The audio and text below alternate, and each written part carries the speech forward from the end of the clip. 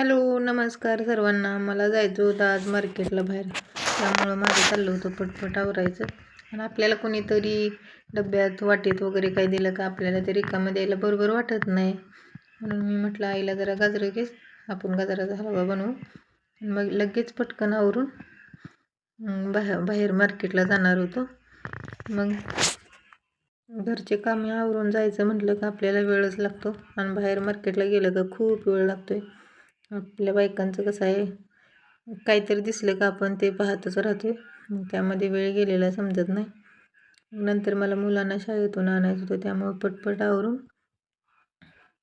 निघालो आम्ही बाहेर मार्केटला. मग म्हटलं गाजराचा हलवा बनवला तर बघू कसा लागतोय.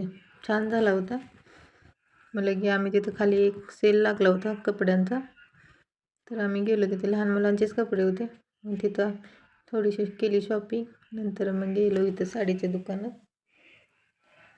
आई खूप दिवसापासून येते, पण काही कारणास्तव तिला मला साडी घेणं वगैरे काही जमलंच नाही. मग आज वेळ काढला होता, म्हटलं घे. मग आम्ही दोन्हीपैकी एक चॉईस केली होती, पण कोणती आणली ती नंतर दाखवणार आहे मी तुम्हाला. व्हिडिओ कंटिन्यू बघा. मग तिथं थोडंसं गेलो आम्ही, झोका वगैरे खेळला. आरोसोबत तेवढी एन्जॉय केली डीमार्टमध्ये. मग इथं मला हे टोपलं घ्यायचं होतं, पण ते काही घेतलं नाही, ठेवून दिलं. मग थोडा किराणा वगैरे लागणार होता, ते घेऊन आम्ही घरी आलो. तर ह्या कलरची साडी आणली, गडवाल पैठणी. तर कसे वाटते मला कमेंट करून सांगा. आणि बांबूचं सूप खूप महाग आहे, त्यामुळं मग आई म्हटली हे खूप दिवस टिकतं आहे, पण ते शेणानं सारवायला लागते.